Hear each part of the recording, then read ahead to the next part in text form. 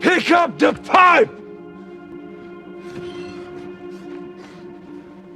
Kill him! Kill him or we'll cut his head off! Kill him!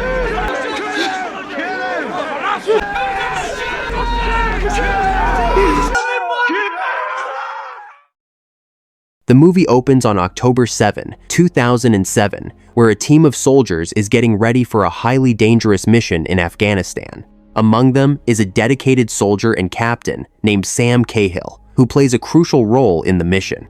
Since he's being deployed once again, Sam is forced to leave his family behind, and as a precaution, he writes a heartfelt farewell letter in case he doesn't make it home alive. He then entrusts this letter to Major Cavazos, silently hoping that it will never have to reach his loved ones. Before leaving for his next mission, Sam takes the time to return home and be with his family. He shares his life with a caring and supportive wife named Grace, along with their two sweet daughters, Maggie and Isabel. Sam is a devoted and responsible man, doing his best to balance the duty of caring for his family while honoring his commitment to serve his country. Sam also has a younger brother named Tommy, who couldn't be more different from him. Tommy has recently been released from prison after serving his sentence for a bank robbery. Even though Sam is well aware of the huge differences between them, he still cares deeply for his brother and loves him unconditionally. While Sam is picking up Tommy, Grace stays home preparing a special dinner to celebrate his release. A little later, Tommy finally arrives and is warmly welcomed by Elsie, their stepmother, along with their father, Hank, who happens to be a proud war veteran himself. That evening, after offering a prayer for Tommy's return and for Sam's safe departure, the entire family gathers around the table to share a meal together. But the atmosphere quickly turns tense as Hank's bitterness toward his youngest son, Tommy, becomes clear, especially when he starts making subtle comparisons between him and Sam. Why don't you try mimicking your brother, huh? For a change? Dad, this food is great, Elsie. Thank you. Compared to what? Prison food? Tommy! Unable to hold back his frustration, Hank gets up and walks away from the dinner table. Once dinner is over, Tommy prepares to leave, but before going, he takes a moment to remind Sam to stay safe during his deployment. Later that night, Grace walks up to Sam in the bathroom, where he gently removes his wedding ring and hands it over to her for safekeeping. He asks her to take lots of pictures of their daughters while he's gone, so he won't miss out on their memories. 5 days later, Sam returns to Afghanistan, filming everything they pass along the way. Not long after, he boards a military chopper with his team to scout the area, but then disaster strikes. The helicopter is suddenly hit by an enemy missile, sending it crashing down and leaving no one expected to survive. Shortly after the incident, 2 military representatives show up at Sam's home to deliver the devastating news. Even without hearing a word from them, Grace instantly senses the heartbreaking reason behind their visit. What's wrong?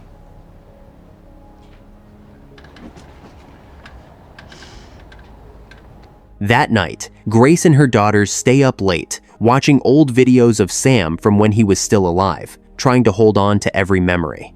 Desperate for some connection, Grace even tries calling Sam's phone, but there's no answer on the other end. Suddenly, she hears a car pulling up and thinks for a split second that Sam has come home, only to find out it's Tommy, who has secretly borrowed the vehicle. At first, Tommy thinks Grace is just mad about him taking the car without permission, but his world shatters when she breaks the news that Sam is gone. Sam's dead. He crashed. Why didn't anybody call me? We've all been trying, Tommy. Overcome with shock and grief, Tommy lashes out and blames Grace for letting Sam go on the mission in the first place. Later, Tommy goes to his father's house, where Elsie finds him sitting quietly outside, looking lost in thought. He steps inside and sees Hank drinking heavily, who offers him a glass, but Tommy turns it down. Sometime later, a solemn funeral is held for Sam and the other soldiers who tragically lost their lives in the crash. Once the ceremony ends, Major Cavazos approaches Sam's family to express his deepest condolences, and with great sadness, he hands Grace the heartfelt letter that Sam wrote for her before leaving. He was a good friend, good Marine. Since Hank has been drinking, Tommy offers to take the keys so he can drive them home instead. But this suggestion sparks yet another argument between them, with Hank snapping back that Tommy should get a real job and buy his own car. Hank doesn't stop there. He keeps belittling Tommy and drawing comparisons to Sam, making the tension even worse. Pushed to his breaking point, Tommy fires back by digging up their painful past, calling out Hank for being a drunk, for mistreating their mother, and for forcing Sam to follow in his footsteps as a soldier. Never could make me proud. Oh, for Lord's sake. That is a sin. Stop. Eventually, after the heated confrontation, Hank chooses to walk home alone. That night, Grace can't bring herself to open and read the letter from Sam, the thought alone feeling too heavy to bear, so she gently sets it aside for now. The scene cuts back to Afghanistan, revealing that Sam is still alive, along with one of his men, Private Joe Willis. Although they survive the crash, their situation turns grim as they're now held captive by the Taliban and thrown into a dark underground cell. Wasting no time, Sam firmly orders his soldier not to reveal any information to the enemy, no matter what they do to him. He then warns him that from this point forward, he has no family anymore. The only person he knows now is his captain, Sam. Yes, sir. Meanwhile, a heavily drunk Tommy calls Grace in the middle of the night, pleading for help to cover his unpaid drinks. The bartender warns him that if he doesn't pay up, he'll be reported to his parole officer for violating the terms of his release. With no other option, Grace drives to the bar, settles the tab, and brings Tommy home. Tommy, I have 2 little girls sleeping in a parking lot at 3 in the morning. You think you're funny? The next morning, Tommy is woken up by Maggie, who happily says she's making pancakes with Isabel to try and make their mom feel better. Stop it. No. Come on. A short while later, Hank arrives unexpectedly, surprised to find Tommy there as well. Hank takes the chance to apologize for their heated argument the previous day, and during the conversation, Tommy admits that Sam is always the smarter one between them. But Hank immediately disagrees, telling him that the real problem is how easily Tommy gives up on things, unlike Sam, who never quits. After getting emotional and shedding tears as memories of Sam flood back, I cut my throat to bring him back, Dad. Hank suddenly changes the subject and starts complaining about how messy Grace's kitchen looks. Meanwhile, Sam and Joe glance outside and catch sight of a chopper flying past, which gives them hope as they realize their team is still out there searching for them. Wasting no time, Sam grabs a rock and begins smashing at the cover of their cell in an attempt to break free. But before he can make progress, they're held at gunpoint, and the captors weigh down the opening with an even larger stone, trapping them inside. Back at the house, after his father's remark about the messy kitchen, Tommy decides to call a few of his friends to help clean and fix the place up. Grace, however, is taken by surprise and gets annoyed since Tommy never mentioned any of this to her beforehand. You have to run these by me.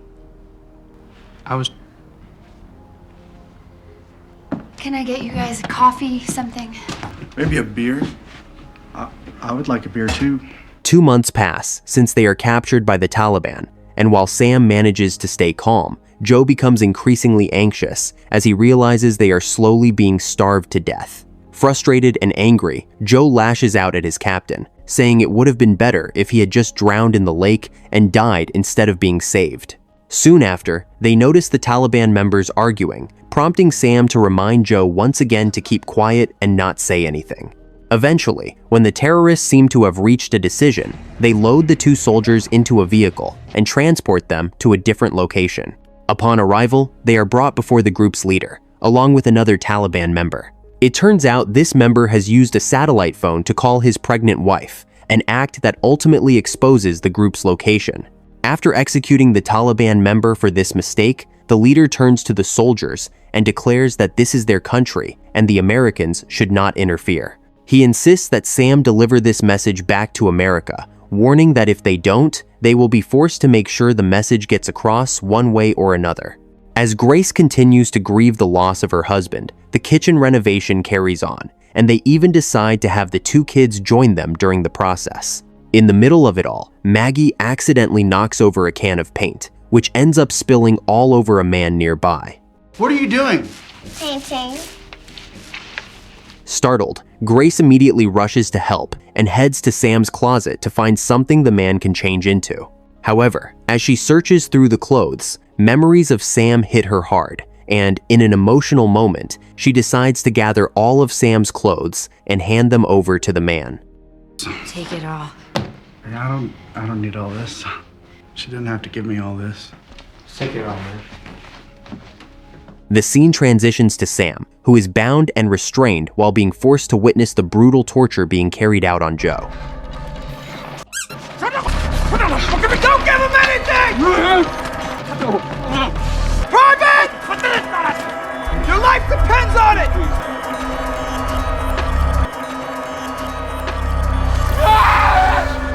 I'll kill you anything!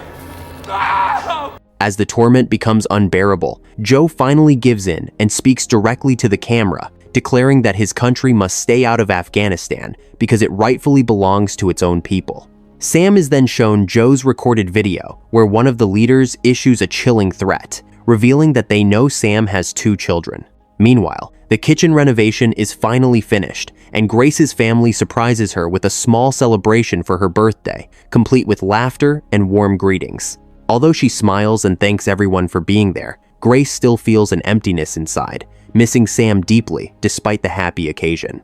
As the days go by and winter finally sets in, the family decides to take a walk to the park. On their way, Isabel turns to Tommy and says that everyone seems to love Maggie more because she's cuter than her. Tommy gently comforts her, telling her that everyone loves her just as much and that she's strong and brave like their father and caring and loving just like their mother. After a little while, they arrive at the ice rink, where they spend their time skating, laughing, and enjoying every moment. One day, Tommy decides to visit the bank employee he once shot and threatened during the robbery, hoping to sincerely ask for her forgiveness. Later that evening, he sits down with Grace and opens up about everything that has happened. He shares how the woman suffers for 3 long years, barely able to sleep at night because of the constant fear that Tommy might come after her again. After Tommy reassures her that he will never harm her and explains his side, the woman finally forgives him, and the 2 of them break down in tears together. When Grace hears the whole story, she tells Tommy how proud she is of him for owning up to his mistakes. They then start reminiscing about their high school days, where Grace admits that she never liked Tommy back then because he was a heavy drinker and a troublemaker. They continue to talk about the memories of their past, laughing and reflecting, until eventually they share a kiss. But when Grace comes to her senses, she steps outside for some fresh air, while Tommy, overwhelmed with emotion, breaks down in tears and quietly walks away. Even now, Grace still hasn't opened Sam's letter and instead keeps it hidden, unable to bring herself to read it. Meanwhile, the terrorists continue to torment Sam and Joe without mercy. One day, they hand Sam a heavy iron pipe and order him to kill Joe. Since Joe has already revealed everything he knows, the Taliban now see him as nothing more than a burden. At first, Sam refuses to follow their command, but they point a gun at his head and threaten him by reminding him of his family's safety. They even warn him that if he refuses, they will brutally behead Joe right in front of him. Kill him! Kill him or we'll cut his head off! Kill him! Kill him!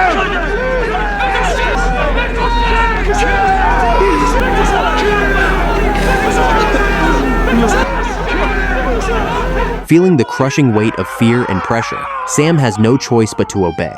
He starts hitting Joe with the pipe again and again until Joe finally loses his life, and the entire horrific act is captured on camera.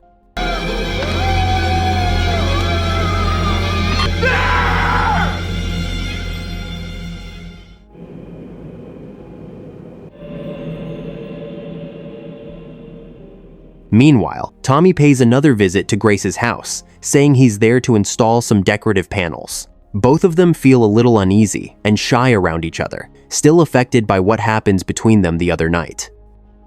We just miss Sam. Tommy then shares how happy he feels whenever he gets to see the kids, while Grace admits she's grateful because his presence always brings so much joy to her children. A short while later, Hank shows up and is taken aback by how handy and skilled Tommy is when it comes to repairing and fixing things around the house. One day, American soldiers finally launch an attack on the Taliban camp, managing to take down one of the leaders who is just about to execute Sam. The terrorist's camera ends up burned, and after spending more than 2 long months in captivity, Sam is finally rescued by the American troops. Cahill, is that your name? Is there anyone else with you? While the kids are playing outside with Tommy, Grace suddenly receives a call that brings her incredible news. Sam is alive and safe. Not long after, the entire family heads to the airport to welcome Sam back, their hearts filled with joy knowing they can finally be together again.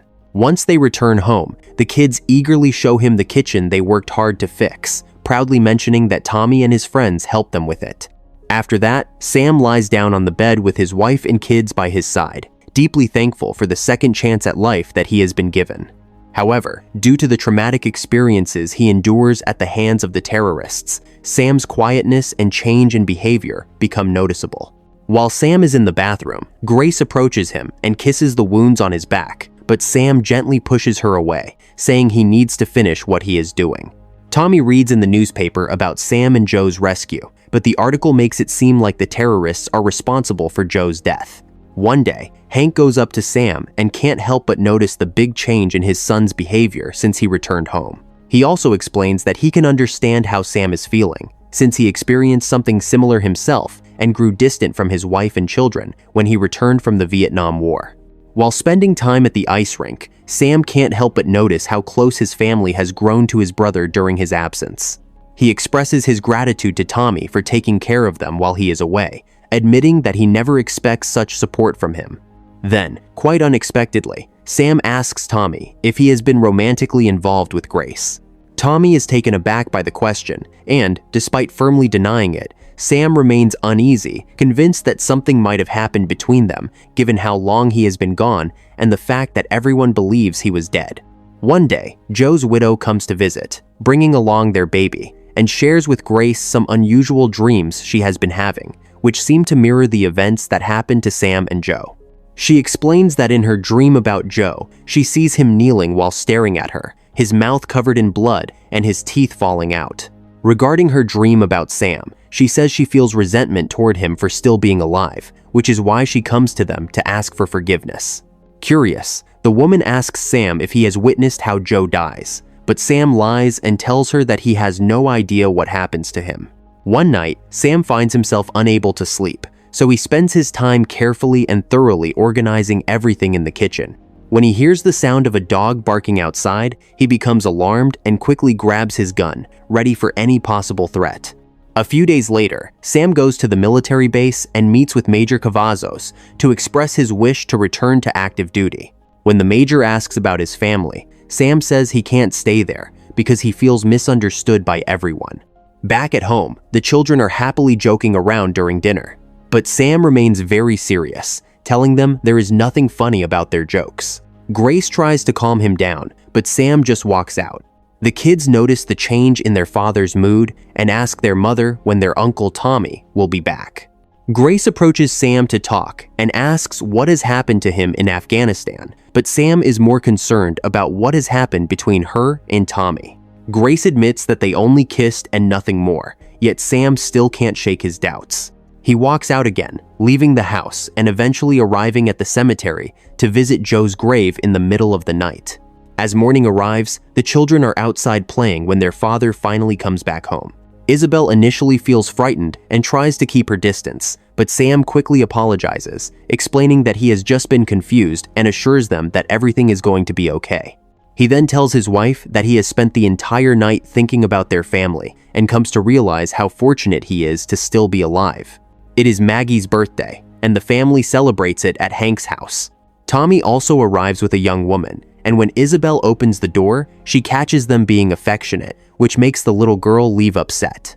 Tommy then introduces the woman as Tina, claiming they have known each other for a long time, even though they just met earlier that day. While they are having dinner, Tina suddenly starts rambling about the military, saying things that don't really make sense. Tommy keeps nudging her, trying to get her to stop, but despite his efforts, she just keeps on talking. Suddenly, Isabel snatches Maggie's toy gift, and despite her father telling her to stop, she continues trying to draw everyone's attention. She expresses her frustration, saying that everyone seems to love Maggie more than her, and that Maggie always ends up getting all the attention and everything she desires. And you were in stupid Afghanistan. The child remains stubborn, refusing to listen, and keeps doing everything she can think of just to grab everyone's attention. It helps me save money for school and stuff. I have another year to go, but hopefully shift I have to get student loans. My grades. Isabel, we're trying to listen to our guest, all right? An RN, yeah. Isabel. Sam's patience runs out, and in frustration, he pops the balloon, which instantly makes Isabel furious and pushes her to lash out, saying hurtful words to her father. Couldn't you just stay dead? Isabel. Mom and Uncle Johnny have sex all the time. Enough!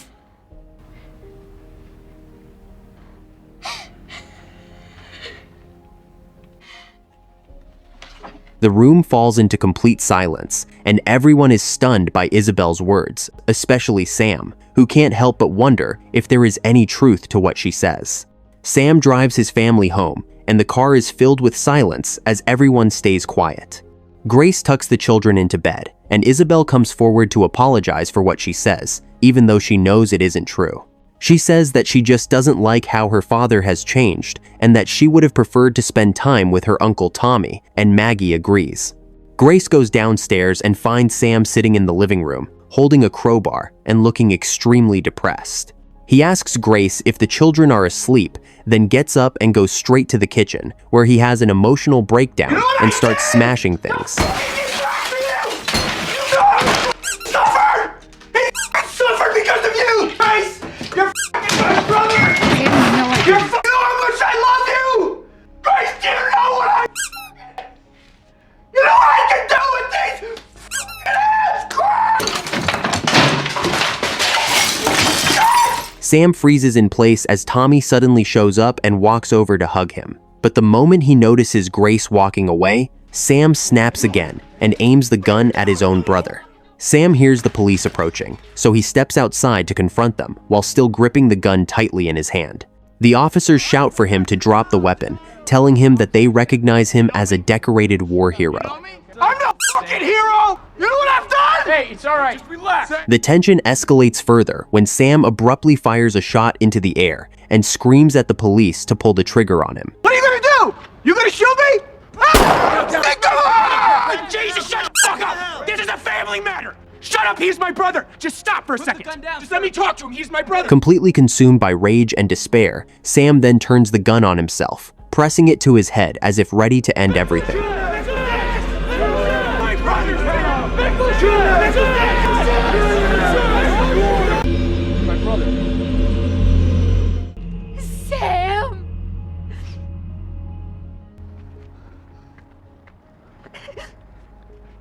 What's going on here? I'm drowning, Tommy. Fortunately, his younger brother is able to calm him down, and after a tense moment, Sam finally lets go of the gun. The police quickly rush forward to grab the gun from Sam, secure him in handcuffs, and then carefully lead him toward their vehicle. The following day, Grace finally opens the letter from Sam, where he pours out his feelings, expressing just how much he loves her and their children. Sam is then admitted to a psychiatric clinic for war veterans, and while there, he reaches out to Tommy to reconcile and restore their relationship. One day, Sam is visited by his family and his brother, and while his children are happily playing with Tommy, he sits down for a serious conversation with Grace. Grace asks him once more what happened to him in Afghanistan and why he has been punishing himself so harshly, but Sam remains silent and refuses to answer. Grace tells him that she has loved Sam since they were just 16 years old and warns him that if he doesn't finally tell her the truth, he might never see her again. Eventually, Sam finally tells Grace that Joe Willis died at his hands while they were captive, bringing the film to a powerful and emotional ending.